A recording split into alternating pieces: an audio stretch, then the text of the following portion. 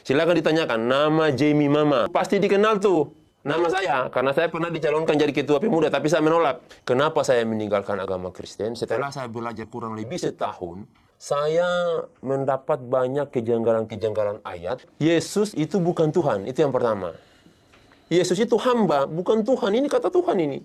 Ini sudah jelas Allah berkata, inilah anakku yang kukasihi. Tentunya kalau dia anak tidak mungkin bapa. Jika memang dia Tuhan, mengapa dia minta pertolongan kepada Tuhan yang lain? Eli, Eli, lama sabaktani. Mengapa dia berseru kepada Tuhan yang lain? Ya Allahku. Ini alasannya mengapa saya dengan lantang mengatakan bahwa Yesus itu bukan Tuhan dengan 3 dasar ini. Sebetulnya banyak ayat-ayat, bahkan ratusan ayat, kalau kita mau paparkan dalam Alkitab ini, kita mau tunjukkan semuanya dalam Alkitab ini, ratusan ayat yang mengatakan bahwa Yesus itu bukan Tuhan. Tetapi yang saya ambil di sini cukup 3 ayat ini, yang betul-betul menunjukkan bahwa benar Yesus itu bukan Tuhan.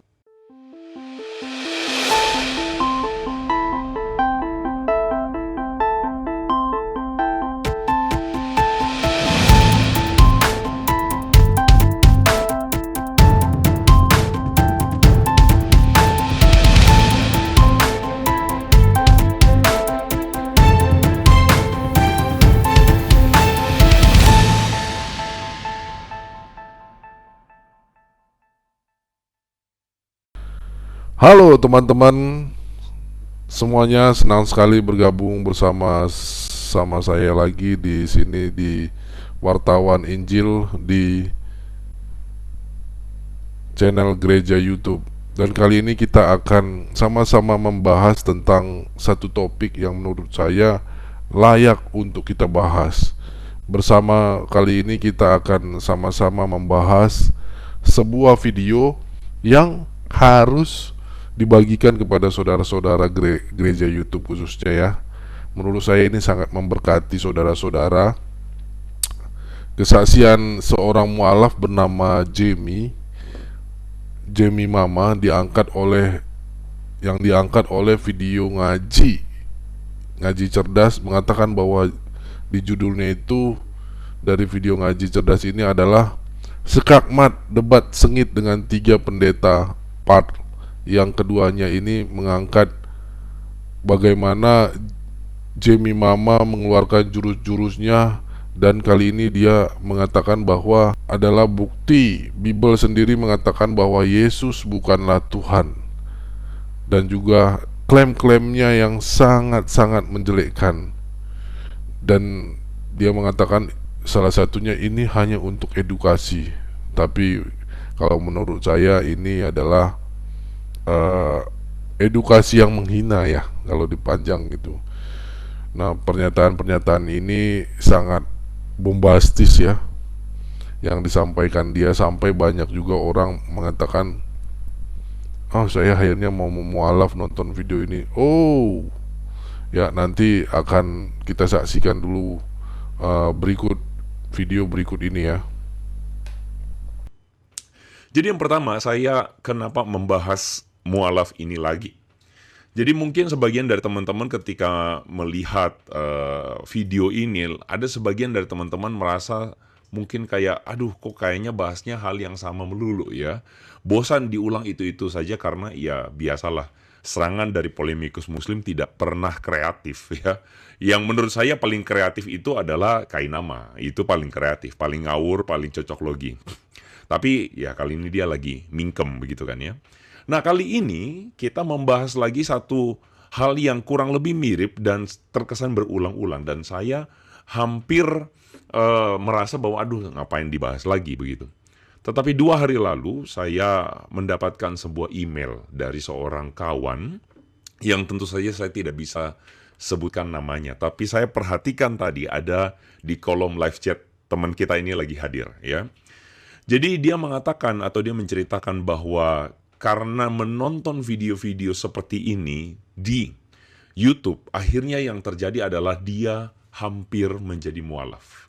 Dia hampir saja mempelajari kajian-kajian, tentu saja, dari server seberang, dan dia menonton video Zakir Naik, dia menonton video dari ngaji cerdas dan sebagainya, dan itu membuat dia hampir mualaf. Lalu dia mengatakan kepada saya bahwa satu video ini dari video yang saya tentu sudah bahas sebelumnya, teman-teman.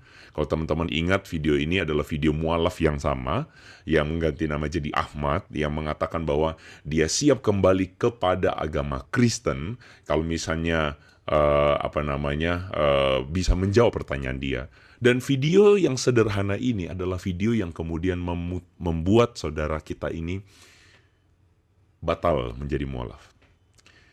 Saudara, ketika saya mendapatkan email atau saya membaca email dari teman kita ini, akhirnya saya memutuskan untuk saya tersadar bahwa ada begitu banyak orang-orang di luar sana yang sebenarnya mungkin bagi kita yang sudah sering menonton video seperti ini, kita merasa itu sudah ada jawabannya. Tapi tetap masih ada orang-orang di luar sana yang membutuhkan jawabannya. Dan karena itulah saya memutuskan untuk membuat pembahasan ini lebih detail. Membuat pembahasan ini, jadi kita sabar nanggepin segala tuduhan-tuduhan dari mereka-mereka ini, yang ngelantur dan ngawur ini. Jadi kita akan bahas lebih detail, dan saya akan bahas kepada orang-orang Kristen awam, dan tentu saja kepada orang-orang yang mungkin saja Muslim, yang ingin mencari jawabannya. Karena itu kita akan membahas, ya. Nah, karena itu teman-teman, kita mulai dari bagian yang paling pertama ketika Jamie Mama, teman kita ini, calon ketua pemuda gereja, menjelaskan kisah hijrahnya ke server sebelah. Mari kita saksikan sama-sama. Mereka ragu kalau saya seorang mualaf. Yang pertama adalah surat baptisan, dan saya punya itu. Saya Kristen Protestan, jadi saya punya legalitas yang namanya itu surat peneguhan sidi. Saya dinikahkan secara gereja. Saya sekolah di sekolah menengah kejuruan Bala Keselamatan Palu. Itu sekolah Kristen itu. Silakan ditanyakan nama Jamie Mama. Seluruh orang kecamatan lagi tidak ada yang tidak kenal bapak saya. Itu pasti. Saya pastikan tuh. Di desa Peleru itu pasti dikenal tuh nama saya, karena saya pernah dicalonkan jadi ketua pemuda, tapi saya menolak. Nah, ini untuk menjawab keraguan teman-teman perihal kekristenan saya, atau apakah saya ini betul-betul mualaf atau bukan. Mohon maaf kepada teman-teman Nasrani, orang Kristen, kita buat ini bukan untuk menyalahkan atau menyudutkan agama Kristen, tidak. Ini hanya edukasi kepada teman-teman kaum muslimin agar mereka mengetahui, tidak tersesat seperti saya. Jadi teman kita ini, ya, Bro Jamie Mama ini, Cukup 3 ayat katanya di antara ratusan ayat yang membuktikan bahwa Yesus bukan Tuhan. Nah, teman-teman, klaim-klaim seperti ini adalah klaim-klaim yang membuat saya sangat tertarik untuk membahasnya, dan rekan-rekan lainnya apologet. Tentunya saja dalam video kali ini saya sengaja bahas cukup sentimental kita, ya. Kalau dibilang Bang Andre Tunggal, kita akan tipis iris-iris, kita akan iris tipis-tipis apa yang menjadi kebingungan, kekeliruan, bahkan tuduhan-tuduhan bodoh yang dialamatkan oleh kaum ini kepada kita orang Kristen. Semakin disenggol, semakin kami berikan jawabannya, semakin bikin kepanasan kita, ya kan? Mari kita iris tipis-tipis kalau kata Bang Andre Tunggal. Mari kita dengarkan videonya, tanggapan dari apologet Kristen Bang Andre Tunggal. memberikan sebuah klarifikasi bahwa banyak orang meragukan bahwa dia dulu Kristen, lalu dia bilang saya ini dulu calon ketua pemuda gereja. Ya. Mereka ragu. Tapi anyway, saya ingin langsung membahas statement terakhir dia yang mengatakan bahwa dia ini bukan sedang menghina Kristen, tetapi sedang mengedukasi sesama Muslim. Dia mengatakan bahwa bukan menyalahkan atau menyudutkan Kristen, tapi ini edukasi supaya tidak tersesat. Ya, Anda silakan, mari kita kritisi ini perkataan ngawur dan kosongnya ini, ya. Sebenarnya dengan mengatakan bukan menyalahkan atau menyudutkan Kristen, tetapi mengedukasi supaya tidak tersesat, Jamie ini ingin mengatakan bahwa orang Kristen tersesat. Sesimpel itu aja, ya. Dia ingin mengatakan bahwa agama sebelumnya itu tersesat. Nah, pertanyaan kita adalah mengedukasi sesama Muslim atau menggibah agama lain, ya. Sekali lagi saya menggunakan situasi yang sama. Katakanlah ada ibu-ibu lagi di pasar, Lalu kemudian ada seorang ibu mengatakan, ibu di belakang kita ini hijabnya bau dan murahan begitu, ya. Dan dia mengatakannya secara terang-terangan di tempat publik. Lalu kemudian orang-orang di sekelilingnya kemudian mulai protes dong, loh, Anda ini kok ngomongin orang di depan umum begitu. Lalu kemudian lawan bicaranya bilang, maaf, ini cuma edukasi, biar tidak murahan kayak ibu itu. Ini kan adalah sebuah, kalau Anda menyaksikan atau melihat perkataan ini, maka Anda akan tahu bahwa ini perkataan bodoh begitu. Perkataan bodoh yang tidak tahu aturan dan tidak tahu tempat, ya. Ngomong di tempat publik, ngomong bahwa ada seorang ibu hijabnya bau dan murahan. Lalu dengan mengatakan bahwa ini edukasi supaya orang jangan pakai hijab murahan. Buat saya, itu adalah cara menggibah atau cara untuk ngomongin orang secara terang-terangan tapi pakai jurus edukasi katanya. Sebenarnya ini bukan perkataan edukasi, ini tidak ada etikanya, tidak ada aturan. Setiap kali ngaji cerdas, Anda membuat video yang dimunculkan di publik di YouTube, maka itu adalah video publik. Tidak bisa ceritanya bahwa ini edukasi terhadap satu kelompok atau tidak. Anda sedang ngomong di publik dan harap Anda tahu etikanya. Ya. Jadi ketika teman-teman ini mengatakan mereka mengedukasi sesama muslim, loh, Anda itu masalahnya menyinggung agama lain. Ketika Anda menyinggung agama lain, Anda itu tidak salah kalau kemudian kami mengatakan bahwa ada kebencian yang Anda munculkan di sana. Dengan kata-kata Anda bilang ini bukan menghina, tapi Kristen itu tersesat. Yesus itu bukan Tuhan, jangan tersesat seperti mereka lah ya. Loh, itu adalah kata-kata kebencian. Dari mana edukasinya gitu loh. Atau kecuali, nah ini saya suka nih ya, saya suka teman kita ini ngomong, kecuali kalian edukasi tapi edukasinya jelek, ya udah gitu. Kalau kalian ngomong edukasi tetapi edukasinya jelek, ya udah kami terima, ya udah itu edukasi Anda jelek, gitu aja. Jadi setiap kali Anda kalau misalnya singgung-singgung agama kami tidak akan pernah berhenti untuk kemudian menjelaskan. Jangan tersinggung begitu, karena Anda sendiri yang memulai untuk membahas agama lain. Ya kan begitu kan ya? Ini saya menanti Viro, Libraisme dan kawan-kawan kok tidak muncul ya. Aduh, kangen sama mereka ya. Tuhu, Widakdo, sama siapa lagi itu teman-teman ya, kawan-kawan sepermainannya itu ya. Kok nggak muncul-muncul ya. Pada kicep kali ya. Nah, jadi begini, kita bahas dulu Jamie mamanya. Oh, Nata ada. Ya udah, halo Nata ya. Ya. Oke, mualaf Jamie mama, apakah dia adalah orang asli Kristen?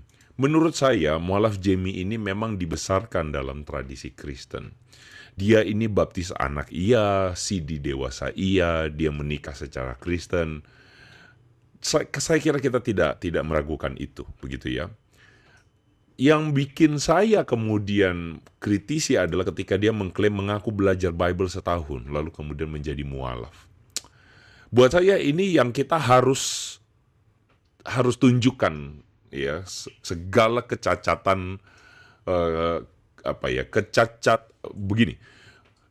Tidak absah baginya untuk mengatakan Kristen itu agama yang tersesat ya.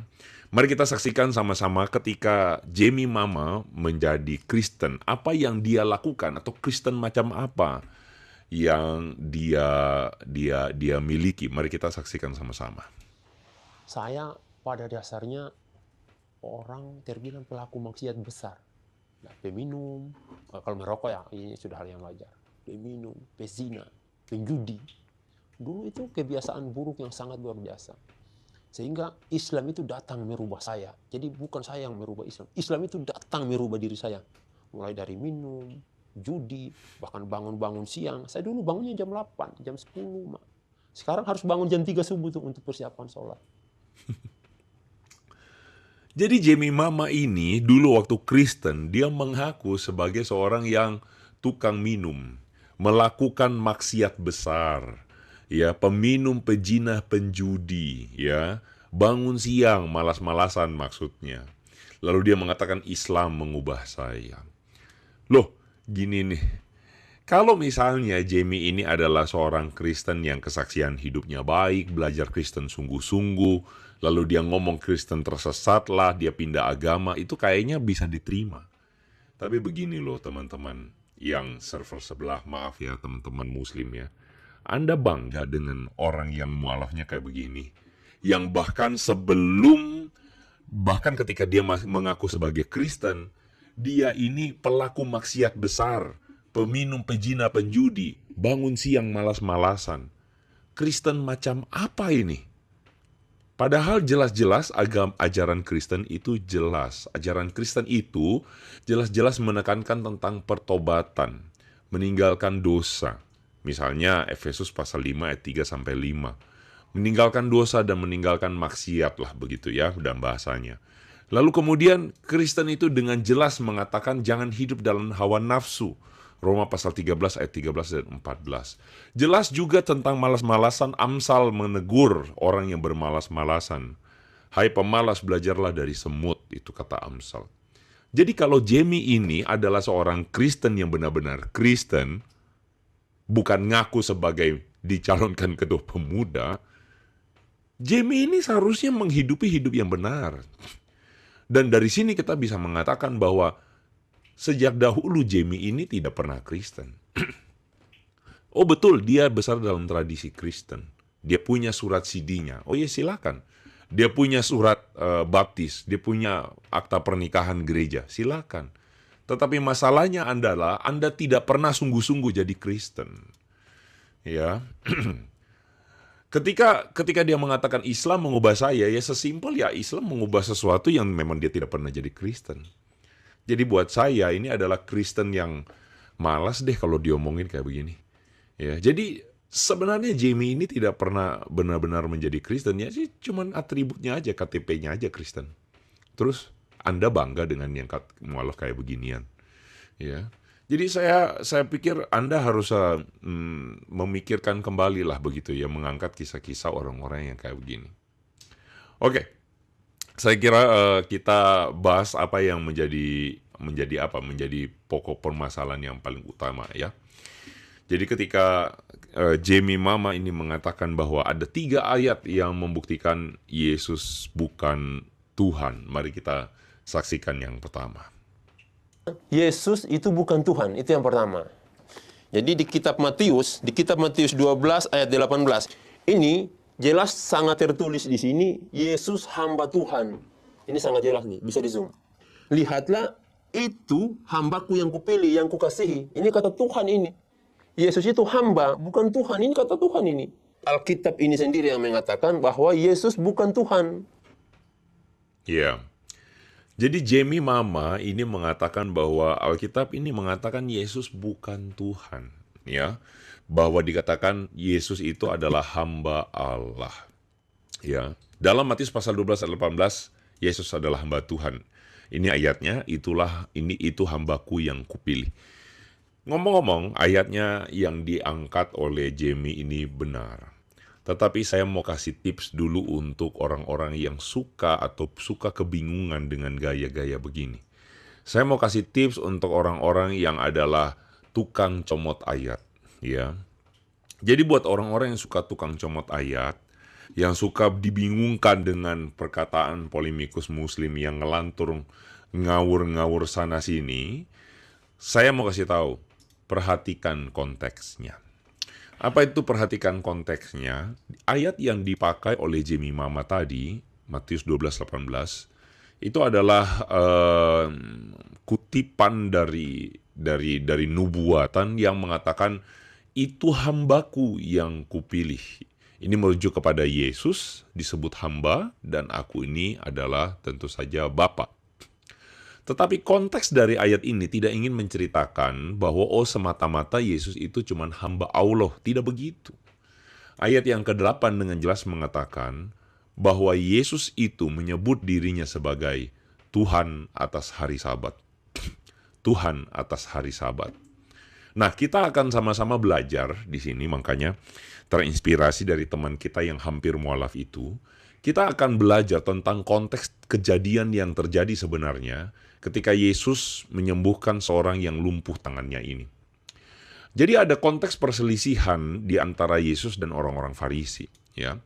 Kita bisa melihat di pasal yang ke-12, di mana ayat 1 sampai ayat 8 terjadilah sebuah peristiwa ketegangan di bait Allah, di mana Yesus pada waktu itu mengatakan dengan jelas, perikop itu bilang Yesus itu adalah Tuhan atas hari Sabat. Ayat ke-6, di bait Allah, Yesus mengatakan, aku berkata kepadamu, di sini ada yang melebihi bait Allah. Ini adalah sebuah perkataan yang provokatif, karena orang-orang Farisi pada waktu itu mempersoalkan soal murid-murid Yesus yang memetik gandum di hari Sabat. Lalu kemudian ayat yang ke-8, Yesus mengklaim bahwa dirinya adalah anak manusia, adalah Tuhan atas hari Sabat. Dan dilanjutkan dengan kejadian di mana Yesus menyembuhkan orang di hari Sabat, menyembuhkan tangan yang lumpuh itu. Nah, perkataan yang diambil oleh Jamie Mama tadi adalah satu potong ayat yang diambil dari perikop ketika sesudah Yesus menyembuhkan orang di hari Sabat tadi itu. Nah, peristiwa teologis dari kejadian ini adalah, jadi ceritanya itu ada pertengkaran sekali lagi antara orang-orang Farisi dan Tuhan Yesus. Dan pertengkaran itu adalah mempersoalkan soal Yesus yang melanggar ketentuan hari Sabat. Untuk menyikapi orang-orang yang mempersoalkan itu, Yesus bilang bahwa dia ini melebihi bait Allah. Bagi orang Yahudi, bait Allah itu penting. Bait Allah itu sesuatu yang sakral. Kalau ada manusia yang mengatakan dirinya melebihi bait Allah, manusia itu bukan manusia, tetapi hanya Tuhan, Yahweh, yang dirinya melebihi bait Allah. Ya, teman-teman tentu ingat waktu Salomo mendirikan bait Allah, di situ Tuhan mengatakan Tuhan itu bukan Tuhan yang berdiam di satu rumah, tetapi Tuhan adalah Tuhan yang memilih untuk berhadir di rumah itu. Jadi Tuhan itu melebihi bait Allah. Dan Yesus mengatakan bahwa dirinya melebihi bait Allah. Yesus bahkan mengaku sebagai Tuhan atas hari Sabat. Ingat, konteksnya adalah orang-orang Farisi menganggap Yesus menghujat Tuhan karena melanggar kesucian hari Sabat. Nah, berkaitan dengan peristiwa itu, seperti siapa benar siapa salah, akhirnya Yesus menggunakan satu momen di mana ada orang yang lumpuh tangannya di bait Allah. Dan pada waktu itulah Tuhan Yesus menyembuhkan tangan orang itu. Bagi orang Farisi, peristiwa menyembuhkan orang yang lumpuh itu melanggar hari Sabat, melanggar ketentuan hari Sabat karena harus beristirahat, memfokuskan diri untuk kegiatan keagamaan. Tetapi pada waktu itu Yesus menyembuhkan tangan orang yang sakit lumpuh. Dan ini melanggar ketentuan mereka. Jadi begini, kalau orang Yahudi atau orang Farisi itu benar, maka orang benar bahwa Tuhan itu ingin supaya orang tidak boleh bekerja di hari Sabat, maka tangan orang yang lumpuh itu tidak akan sembuh. Karena apa? Karena tentu saja dalam pikiran mereka hanya Tuhan, Yahweh, yang akan menyembuhkan tangan orang itu. Tetapi pada kenyataannya orang tersebut tangannya sembuh. Dan hal ini membuktikan bahwa apa yang Yesus katakan, pertama, tindakan Yesus menyembuhkan tangan itu benar. Yang kedua, perkataan Yesus bahwa dirinya melebihi bait Allah, perkataan Yesus yang mengaku sebagai Tuhan atas hari Sabat, itu benar. Jadi arti teologis dari kejadian ini adalah Yesus adalah Tuhan. Tuhan atas hari Sabat, Tuhan yang melampaui segala aturan hukum orang Yahudi. Jadi arti teologisnya tuh itu, ya, Jamie. Jadi Anda yang tidak ngerti arti teologis itu, ya, seperti teman kita ini mengatakan Allah Bapa melegitimasi klaim Yesus itu benar, ya. Jadi Anda yang tidak paham, yang cuman bisanya ambil ayat comot-comot sepenggal-sepenggal, ya sampai lebaran kuda Anda tidak akan paham. Tapi saya ingin memberikan penjelasan kepada orang Kristen. Saya yakin subscriber saya adalah orang-orang yang pintar. Dan tentu saja saya ingin mengedukasi kepada orang-orang, teman-teman yang sedang mencari jawaban, ya, bahwa justru ayat ini menunjukkan secara konteks bahwa Yesus itu adalah Tuhan atas hari Sabat, ya. Dan Yesus itu adalah pribadi yang divine atau pribadi yang ilahi, ya. Oke. Ada teman kita ini yang berkomentar Andre Tunggal adalah ahli asumsi. Aduh, Bro Faris Herianto. Nanti teman-teman saya, subscriber saya akan membalas ya, menyapa Anda dengan kasih ya. Oke, kita lanjutkan ya. Ayat atau bukti yang kedua bahwa Yesus cuma anak, dia bukan Bapa. Mari kita saksikan. Yang kedua adalah ketika Yesus dibaptis. Nah, ketika Yesus dibaptis itu, keluarlah burung menyerupai burung merpati, dan Allah berfirman, inilah anakku yang kukasihi, kepadanya lah aku berkenan. Tentunya kalau dia anak tidak mungkin Bapa. Ini sudah jelas Allah berkata, inilah anakku yang kukasihi. Ya. Jadi teman kita ini, Bro Jamie Mama ini, mengatakan bahwa kalau dia anak, ya tidak mungkin dia Bapa, ya. Jadi dia menggunakan ayat di mana Yesus dibaptis dan ada perkataan Bapa yang mengatakan inilah anakku yang kukasihi, kepadanya aku berkenan. Jadi saya ingin mengatakan bahwa kesotoyan Bro Mualaf Jamie Mama ini adalah kesotoyan yang menunjukkan bahwa dia ini justru lebih banyak mengikuti pahamnya orang Muslim, begitu ya. Karena ketika dia mengatakan kalau Yesus ini anak, tidak mungkin dia Bapa. Ini adalah sebuah perkataan yang muncul karena mereka atau dia ini memang tidak paham konsep Trinitas dalam kekristenan. Bagaimana mungkin ada seorang yang mau dicalonkan jadi ketua pemuda gereja, tetapi untuk urusan Trinitas itu compang-camping kayak begini. Compang-camping saya mau katakan. Jadi begini, Yesus itu jelas bagi orang Kristen adalah pribadi yang terpisah dari Bapa dan Roh Kudus. Nah, saya tahu nih ada sebagian teman-teman yang kalau menyaksikan video ini, menyaksikan streaming ini dari Muslim akan bilang begini, wah kalau gitu Trinitas adalah bukti Kristen itu agama buatan karena Trinitas tidak ada dalam Alkitab. Itu cuman konsep karangan manusia. Saya juga mau kasih tahu bahwa kata tauhid itu tidak ada dalam Quran. Jadi jangan karena Trinitas tidak ada di dalam Alkitab, lalu kemudian Anda bilang Trinitas itu cuman karangan. Loh, kata tauhid juga tidak ada dalam Quran. Lalu lantas apakah itu berarti tauhid? Ya, kalau pakai argumen Anda, apakah itu berarti karangan? Ya kan enggak gitu kan ya. Jadi begini loh, saya mau kasih tahu buat teman-teman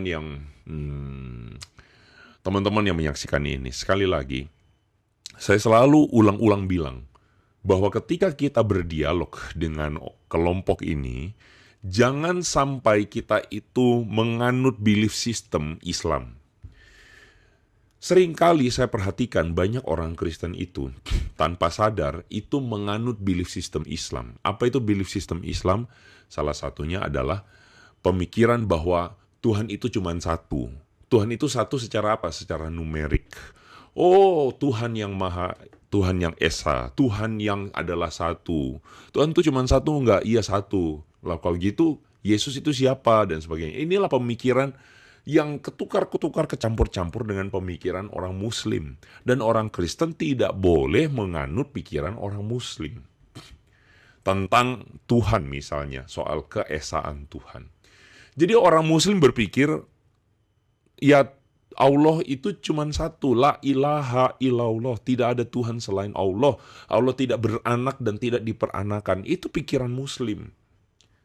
Tapi pikiran Kristen itu ketika mengatakan Tuhan itu Esa atau Tuhan itu disebut sebagai Esa, itu berasal dari satu kata Ibrani yaitu Ehad. Kata Ehad ini adalah berarti kesatuan. Ada dua kata yang dipakai dalam bahasa Ibrani untuk menggambarkan satu, yaitu Ehad dan Yahid. Nah, kata Yahid ini artinya cuma satu, numerik. Tetapi kata Ehad itu artinya kesatuan. Jadi Kristen itu memahami keesaan Tuhan sebagai Tuhan dalam tiga pribadi, yaitu Bapa, Putra, dan Roh Kudus. Bapa, Putra, dan Roh Kudus ini ada dalam satu kesatuan. Makanya di dalam kejadian pembaptisan Yesus, di situ muncul dalam saat yang bersamaan ada pribadi Sang Firman yaitu Yesus Kristus, pribadi Bapa yang mengatakan inilah anakku yang kukasihi, dan pribadi Roh Kudus yang turun dalam rupa burung merpati. Lalu kemudian saya tahu ada sebagian orang yang Muslim mengatakan begini, berarti Tuhan Kristen ada 3 dong gitu. Nah, saya katakan lagi, kalau memangnya orang Kristen Tuhannya 3, misalnya, masalahnya apa buat Anda? Masalah buat lo. Kalau misalnya orang Kristen itu, misalnya sekali lagi Tuhannya 3, masalah buat kamu. Apa masalahnya? Anda mau menuduh apa ke kami kalau Anda mengatakan bahwa, kalau misalnya kami mengatakan misalnya Kristen itu Tuhannya 3. Nah, sekali lagi, jangan terjebak dengan cara pikir Muslim soal Tuhan yang Esa. Nah, teman kita ini memberikan sebuah statement yang paling mewakili, yang saya sudah duga. Berarti Kristen itu bukan monoteisme dong. Ini aja ngomongnya udah salah ya. Dengan ini Anda mau bilang berarti Kristen itu bukan monoteisme kan, begitu kan ya. Nah gini loh, saya tunjukkan pada Anda. Anda mau lawan dari monoteisme dalam perspektif agama-agama monoteistik itu adalah politeistik. Jadi lawan dari monoteisme adalah politeisme. Anda tahu tidak arti kata politeisme? Arti kata politeisme itu adalah ada orang-orang yang menganut banyak dewa. Banyak ilah, banyak dewa dan banyak ilah. Dan dewa-dewa dan ilah-ilah itu saling bermusuhan satu sama lain, saling bersaing satu sama lain, saling berantem satu sama lain. Nah, apakah Tuhannya orang Kristen seperti itu? Tidak. Tuhannya orang Kristen, Bapa, Putra, dan Roh Kudus tidak pernah bertentangan satu sama lain. Tidak pernah saling melawan, tidak pernah saling bersaing. Itulah sebabnya kami katakan Esa, ketiganya yang Esa. Ya, saya tahu perkataan saya suka dipelintir. Wah, nanti Pak Andre bilang Tuhan Kristen ada 3. Saya tahu itu. Tetapi masalahnya adalah saya ingin men-challenge pemikiran dangkal dan pemikiran yang sempit itu, yang mengatakan bahwa kalau misalnya Tuhan lebih dari 1 berarti ini dong apa, dan ya sudahlah, itu pikiran kalian. Terus so what? Apa masalahnya? Begitu loh ya. Nah, jadi saya ingin kasih tahu bahwa Yesus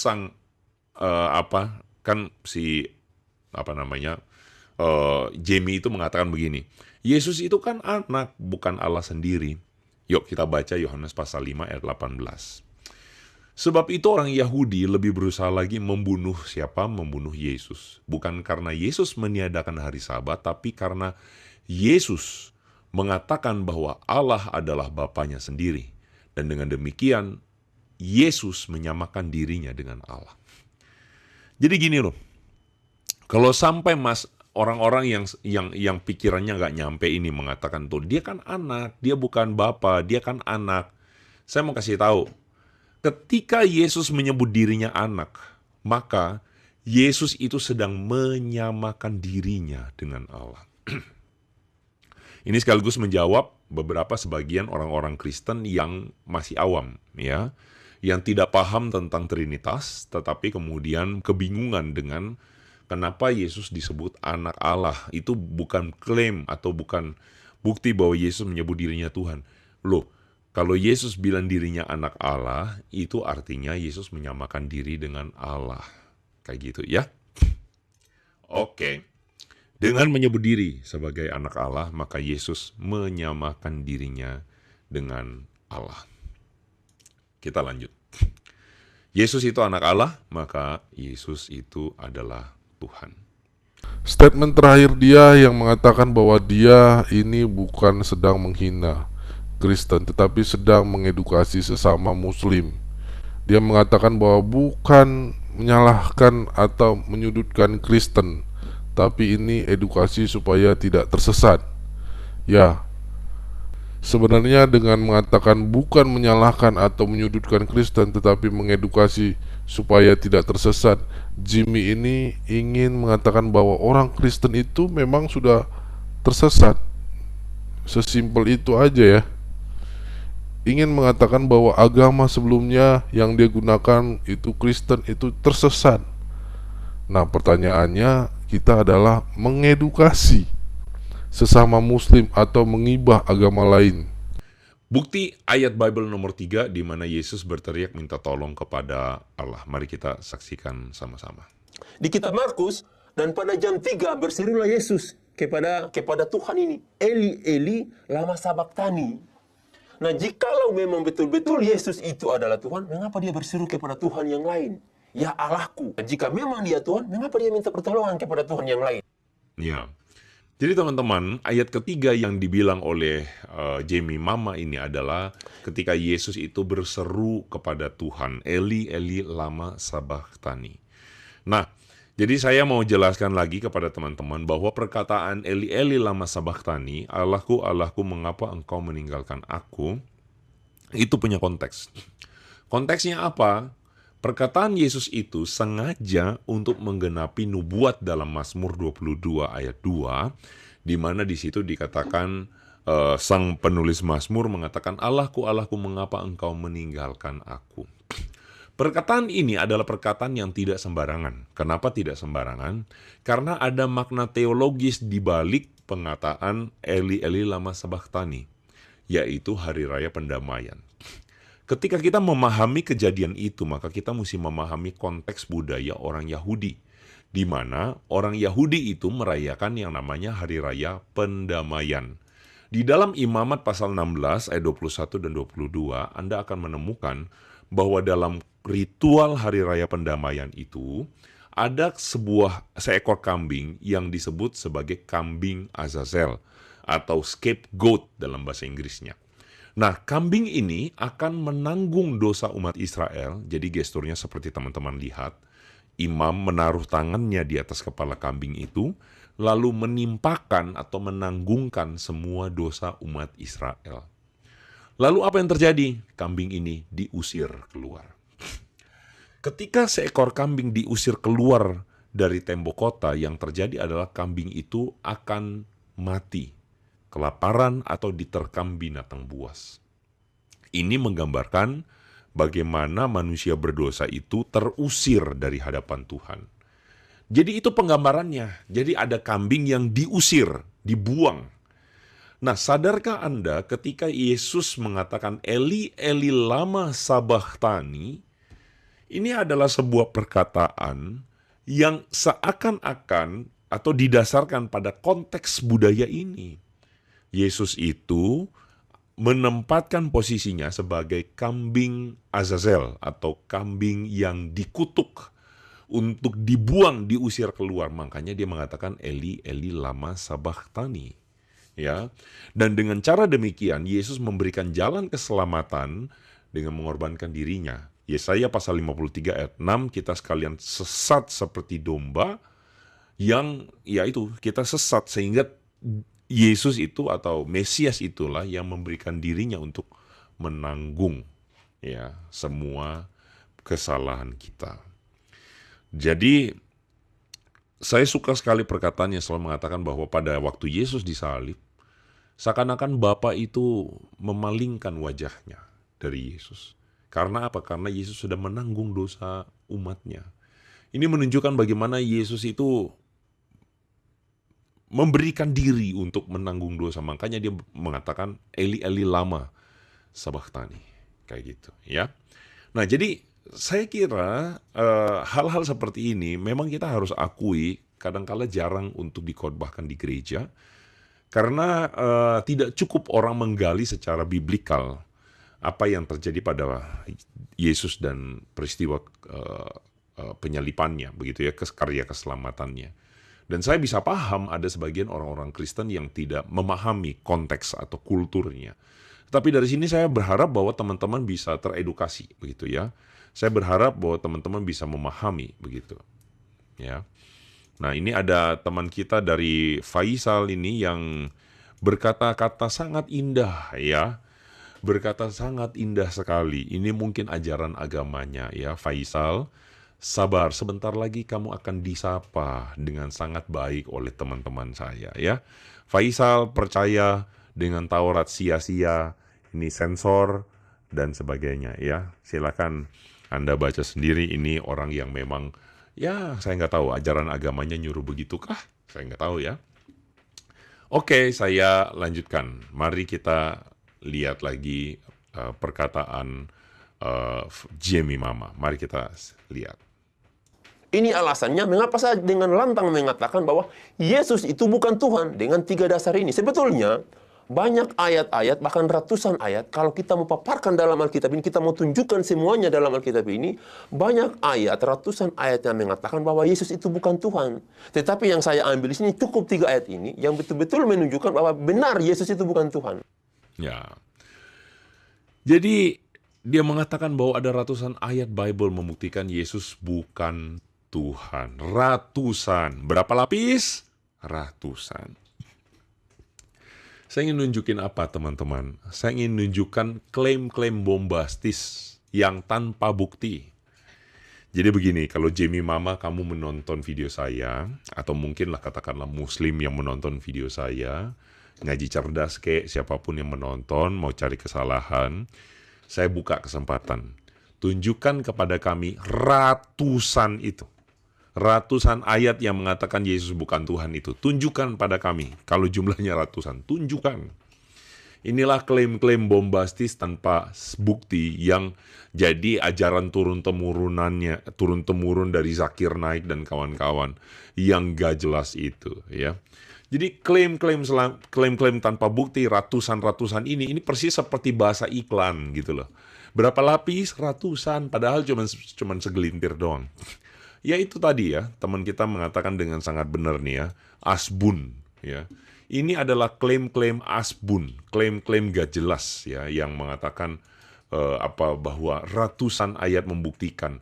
Ini klaim bombastis tanpa bukti yang kalau kita iris tipis-tipis, wah habis mereka. Begitu ya. Nah jadi oke lah, saya pikir kita nggak perlu membahas klaim bodoh seperti ini ya. Tapi saya ingin mengajak teman-teman untuk melihat bahwa apakah nanti akan ada episode selanjutnya. Ya, kita lihat sama-sama bahwa sebenarnya saya baru membahas salah satu dari 5 alasan kata Jamie Mama. 5 alasan kenapa dia meninggalkan Kristen. Dengan kata lain, dia ingin menunjukkan bahwa Kristen itu tersesat. Mari kita saksikan sama-sama. Saya menyimpulkan ada 5 hal. Yang 5 hal ini adalah yang pertama, Yesus itu bukan Tuhan. Itu yang pertama. Yang kedua, Alkitab itu tidak valid. Artinya sebagian besar daripada Alkitab itu adalah buatan tangan manusia. Nggak valid, ya valid. Jadi kangen sama si Ustadz, valid. Ya, kita lanjutkan ya. Kemudian yang ketiga, tidak ada satupun perintah Tuhan yang ada di dalam Alkitab yang orang Kristen kerjakan. Yang keempat, jadi umat Kristen itu bukan umatnya Yesus, itu yang keempat. Kemudian yang kelima, Kristen itu bukan agama yang dibawa oleh Yesus, tapi agama yang dibuat oleh Paulus. Ya, jadi 5 hal ini adalah 5 hal yang menurut saya sebenarnya betul sekali, diulang-ulang, tapi tidak bisa habis. Dan sudah saatnya kayaknya kita membahasnya tuh satu-satu, berdasarkan satu pokok. Hari ini kita sudah membahas tentang bukti katanya Yesus bukan Tuhan. Berikutnya, apakah perlu kita membahas Alkitab tidak valid? Ya, karena dari argumen Jamie Mama saya melihat ada beberapa yang cukup menarik untuk kita bahas. Nah, saya pikir saya mau tanya sama teman-teman, apakah perlu untuk kita membahas tentang statement dia Alkitab tidak valid karena ini tulisan manusia? Kalau ya, maka di episode berikutnya kita akan bahas perkataan ini ya. Oke. Baik, saya kira saya ingin membagikan satu ayat buat teman-teman ya. Kalau misalnya teman-teman silakan tulis di kolom komentar. Tapi saya mau bagi satu ayat dari 1 Yohanes pasal 2 ayat 18 sampai 22 sebagai sebuah refleksi saya tentang teman yang meng-email saya, yang seorang teman yang syukur puji Tuhan tidak jadi pindah server begitu ya setelah menonton video saya. Puji Tuhan, puji Tuhan. Saya mau bagikan 2 ayat ini ya. 1 Yohanes pasal 2 ayat 18 dan 22. Ayat 18 mengatakan, seperti yang kamu dengar, sekarang telah bangkit banyak antikristus. Ayat 22. Siapakah antikristus itu? Yohanes mengatakan antikristus itu adalah pendusta. Bukankah dia yang menyangkali bahwa Yesus adalah Kristus? Dia itu adalah antikristus, yaitu dia yang menyangkal baik Bapa maupun Anak. Jadi yang menyangkal Bapa, Putra, dan Roh Kudus, yang menyangkal keilahian Yesus. Gak heran, karena memang Alkitab sudah mengatakannya. Mereka adalah antikristus. Ya. Makanya firman Tuhan mengatakan, bersukacitalah orang yang bertahan sampai pada kesudahannya. Dan video yang sedang kami buat, atau saya buat salah satunya ini, adalah video yang ingin memperkuat iman teman-teman semua. Memperkuat setiap teman-teman, menguatkan kita, supaya kita tetap bertahan sampai kesudahannya. Saya berdoa semoga teman-teman dikuatkan senantiasa. Saya berdoa supaya teman-teman semakin kuat imannya. Saya berdoa supaya teman-teman semakin strong di dalam Tuhan, mengasihi Tuhan, dan tentu saja diubahkan di dalam Kristus.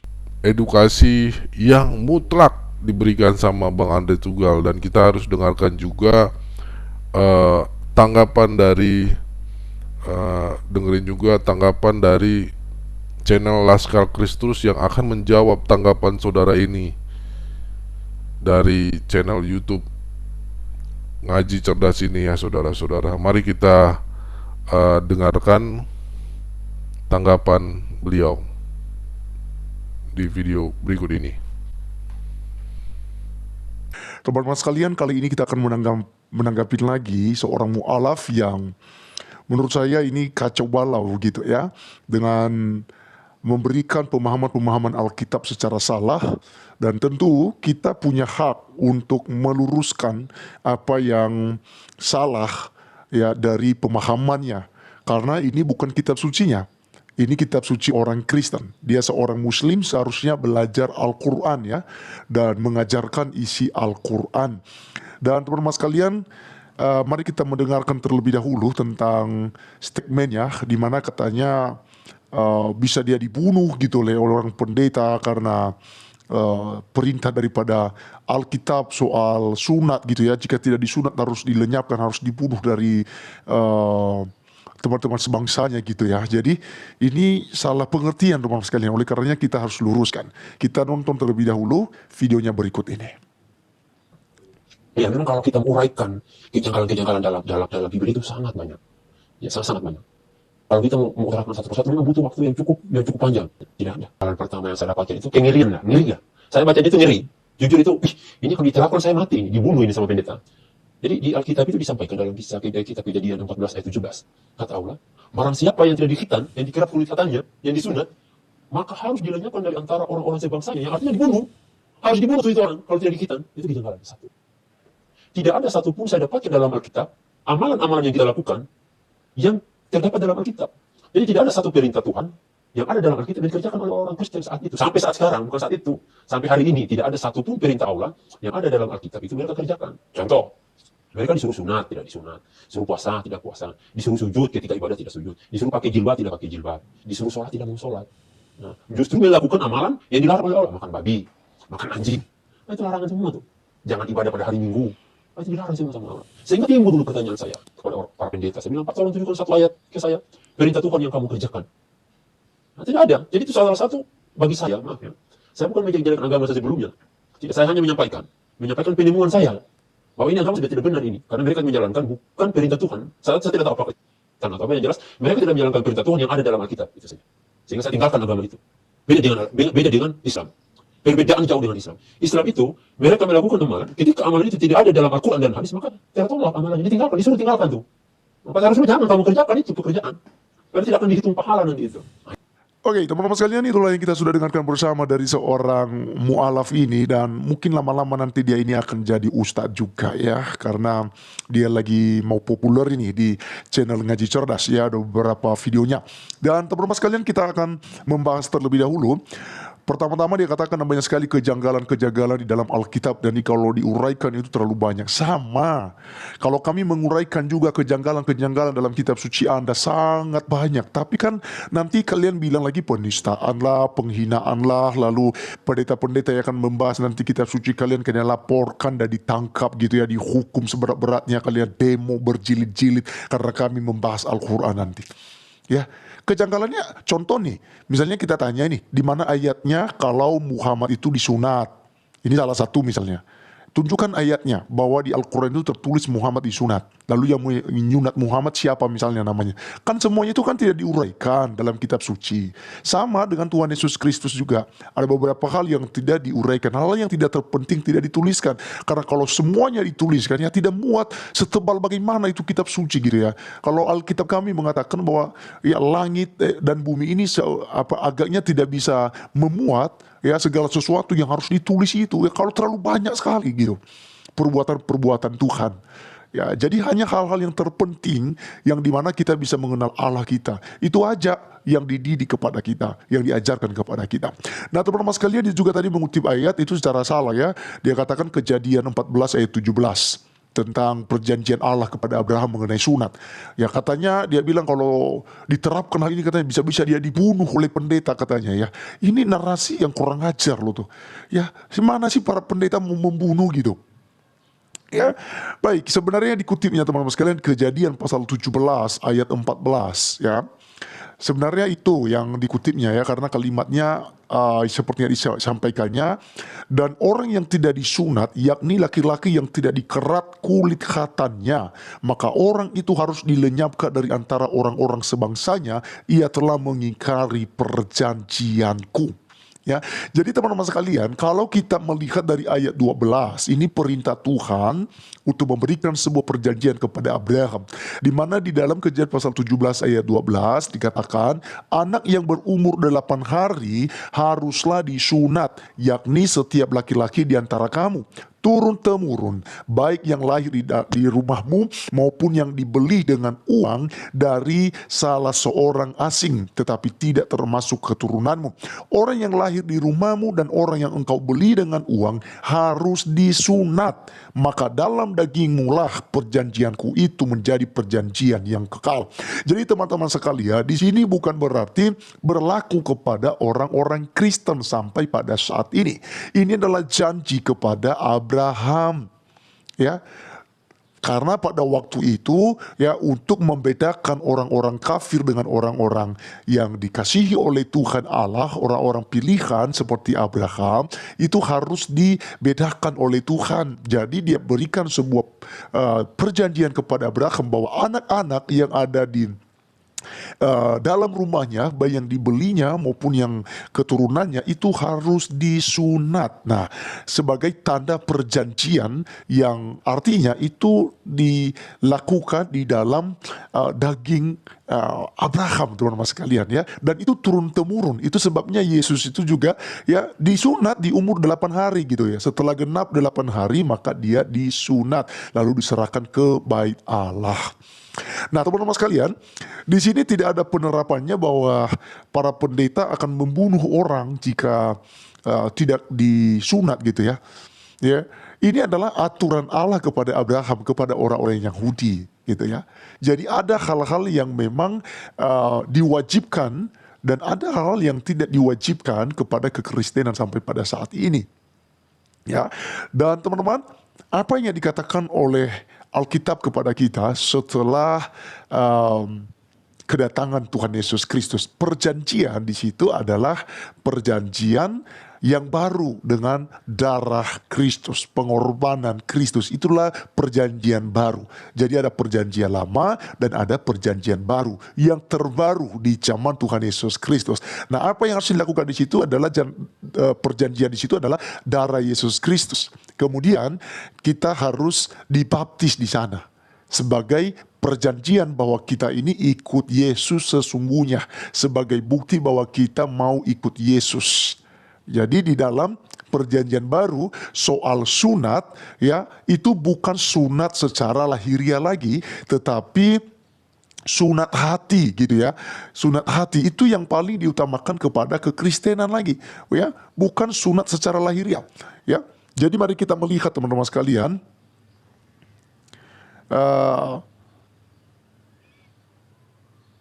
Roma 2 ayat 29, ini firman Tuhan katakan, tetapi orang Yahudi sejati ialah dia yang tidak nampak keyahudiannya, dan sunat ialah sunat di dalam hati, secara rohani, bukan secara hurufiah.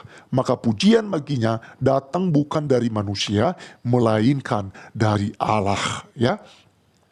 Kemudian kalau kita lihat Kisah Para Rasul 7 ayat 51, hai orang-orang yang keras kepala dan yang tidak bersunat hati dan telinga, kamu selalu menentang Roh Kudus sama seperti nenek moyangmu, demikian juga kamu. Nah, jadi teman-teman, ya, kita melihat di sini bahwa yang dianjurkan dalam perjanjian baru kepada orang-orang Kristen pengikut Kristus adalah bukan sunat secara hurufiah yaitu lahiriah, tetapi sunat hati. Artinya pertobatan, ya. Pertobatan itu yang paling utama, ya.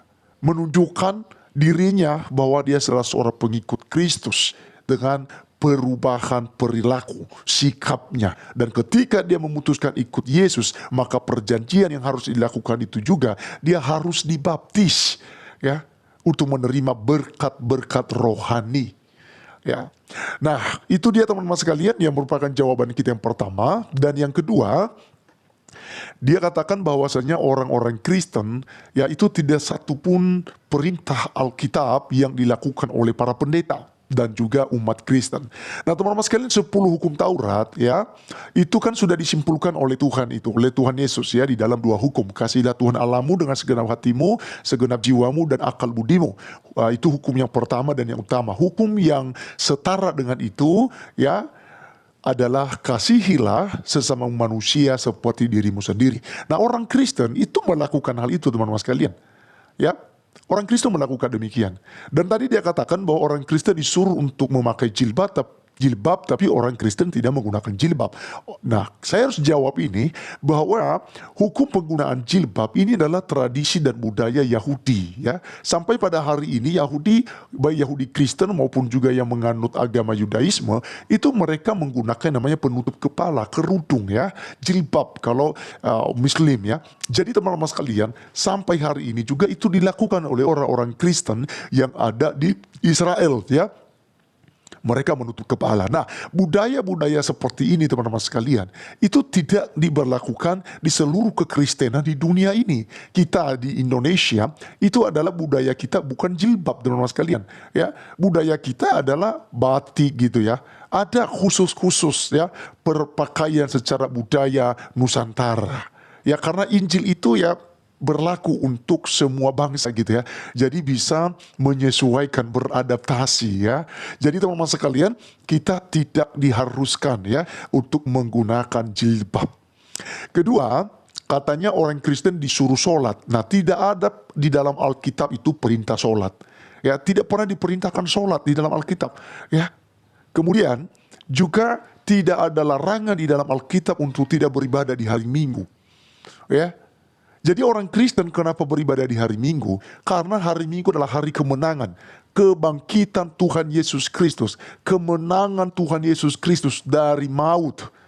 Maka itu merupakan kemenangan bagi orang-orang Kristen di mana kita dilepaskan daripada hukuman dosa dengan iman kepada Tuhan Yesus Kristus. Jadi teman-teman sekalian, justru apa yang diperintahkan di dalam Alkitab itulah yang dilakukan oleh orang-orang Kristen. Ya, jadi itu sangat fitnah kalau dia katakan tidak ada perintah Alkitab yang dilakukan oleh orang-orang Kristen saat ini.